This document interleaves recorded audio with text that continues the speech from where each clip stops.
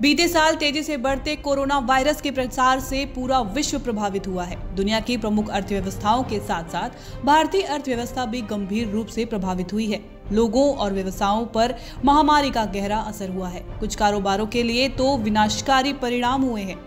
उम्मीद की जा रही है कि देश में आने वाले महीनों में सब कुछ पूरी तरह से ठीक हो जाएगा। महीनों के लिए कई देशों में लॉकडाउन रहा, जिससे आयात निर्यात भी प्रभावित हुआ। कोरोना वायरस महामारी और उसकी रोकथाम के लिए लगाए गए लॉकडाउन के कारण चालू वित्त वर्ष की पहली तिमाही अप्रैल-जून में अर्थव्यवस्था में 23.9% की बड़ी गिरावट आई थी। यह दुनिया की प्रमुख अर्थव्यवस्थाओं में गिरावट के सबसे ऊंचे आंकड़ों में से है। हालांकि इसके बाद धीरे धीरे आर्थिक गतिविधियां पटरी पर आने लगी। लोगों ने आपदा को अवसर में बदला और कुछ क्षेत्रों ने और भी बड़ा बाजार तैयार किया है। 1 फरवरी 2021 को वित्त मंत्री निर्मला सीतारमण बजट पेश करेंगी। यह बजट इसलिए महत्वपूर्ण है क्योंकि मौजूदा समय में भारत की अर्थव्यवस्था में सुस्ती छाई है। इसलिए देखना ये होगा कि अर्थव्यवस्था की स्थिति में सुधार लाने के लिए वित्त मंत्री क्या ऐलान करती हैं। इस बीच संयुक्त राष्ट्र अंतर्राष्ट्रीय मुद्रा कोष और अन्य एजेंसियों ने भारतीय अर्थव्यवस्था को लेकर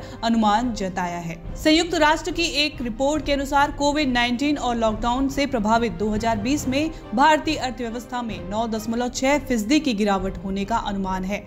इसी रिपोर्ट में कहा गया है कि भारतीय अर्थव्यवस्था 2021 में 7.3% की वृद्धि दर्ज कर सकती है। रिपोर्ट के अनुसार लॉकडाउन और अन्य पाबंदियों से वायरस संक्रमण का प्रसार रुका नहीं, पर घरेलू उपयोग घट गया।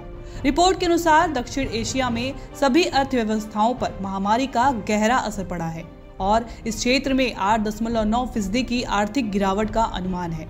इस क्षेत्र की सबसे बड़ी अर्थव्यवस्था भारत में अपने इतिहास की सबसे बड़ी गिरावट का सामना करना पड़ा है।